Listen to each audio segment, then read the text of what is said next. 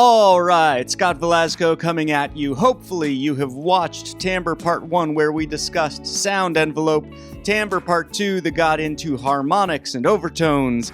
This is going to be Timbre Part 3, the final part of our Timbre series. Put them all together and what do you got? You got timbre.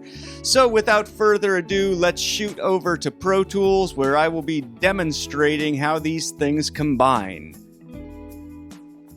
Okay. Here in Pro Tools, I have a variety of different instruments, all playing middle C, that note that we have been focusing on. And I'm going to begin by soloing this first instrument. We're going to listen to it together, see if you can tell what made this middle C, what instrument made this sound.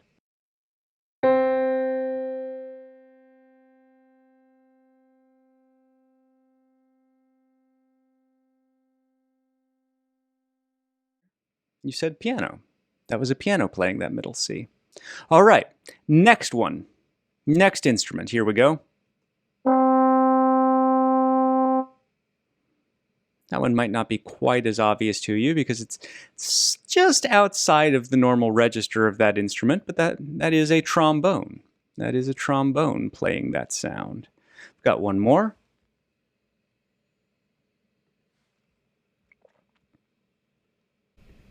Tell me this one.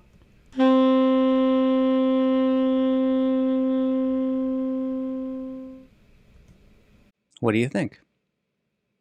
If you guessed saxophone, boy, are you right. Okay, so we have a piano, a saxophone, and a trombone all playing the same note. But you, if I tell you, close your eyes here, or if I just move the screen a little bit so that you can't tell which one I'm about to solo,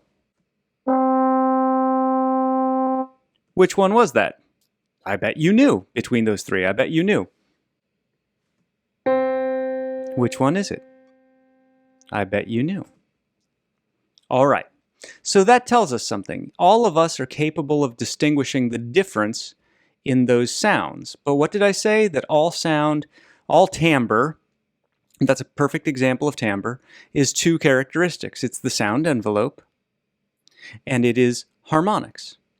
Well, first then, let's mess with the sound envelope, shall we? First thing I'm going to do, I'm going to change the attack of this piano. And now I am going to change the decay of this piano. Now I'm going to play this piano for you. It's going to sound a little bit different.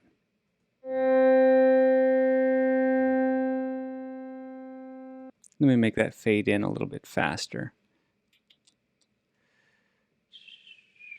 Here we go.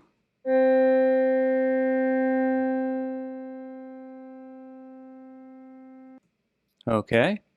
Doesn't quite sound like a piano anymore.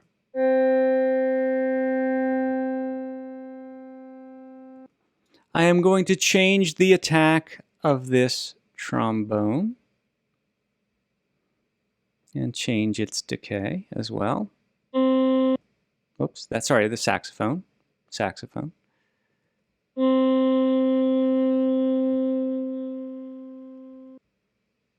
I'm going to change the attack of this trombone.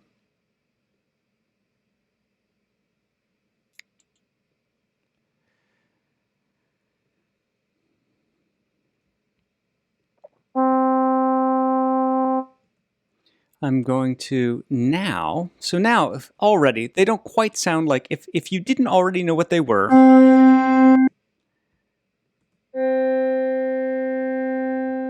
you might not guess that piano is a piano. You might not guess that saxophone is a saxophone.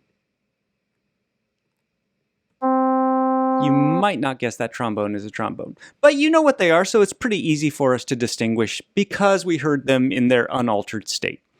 One more thing. We've changed the sound envelope. We have sort of leveled the playing field on sound envelope, but what's the other half of timbre? overtones, right? So let's get to it. I have here a filter. And I have this filter set so that anything under middle C, 261.3 hertz, can be heard. Now, there shouldn't be too much under that. That's just our fundamental. But our fundamental will be audible. And anything above our fundamental, gone. Anything above our fundamental, we have cut off. We have just gotten rid of. So let's now hear the piano. With only the fundamental, we've eliminated the effect of sound envelope, and now we've eliminated the effect of harmonics, and let's listen.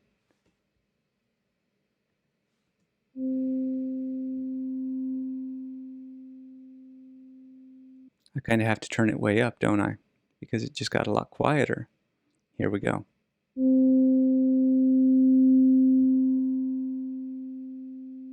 There you go.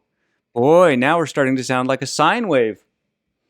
Let's move to the saxophone and do exactly the same thing. And here we go. You ready? We should turn it up a little bit. Would you look at that? Here is the saxophone. Let's do it to the trombone, right?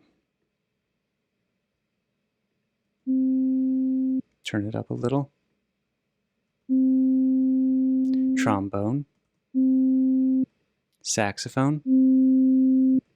Piano. They're all sounding the same. They're sounding nearly indistinguishable. But there's one more place we can take this. Watch.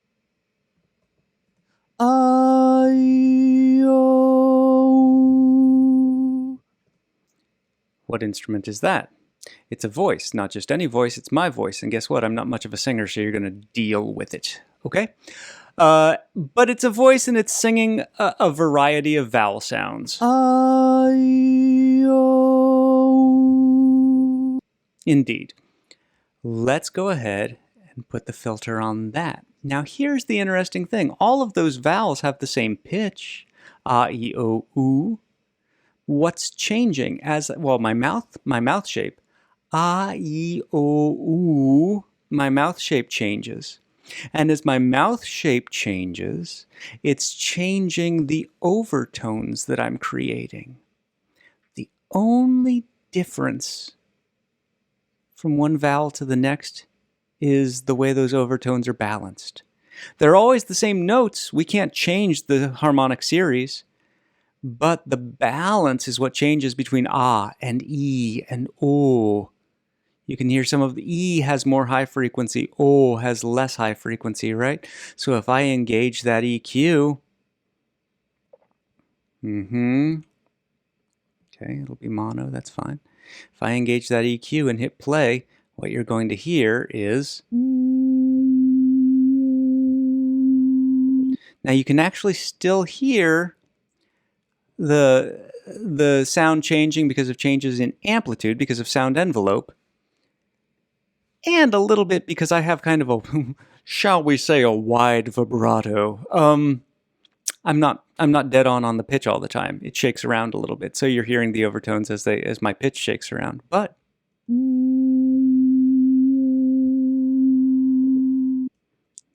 there's vocal, there's trombone, there's saxophone,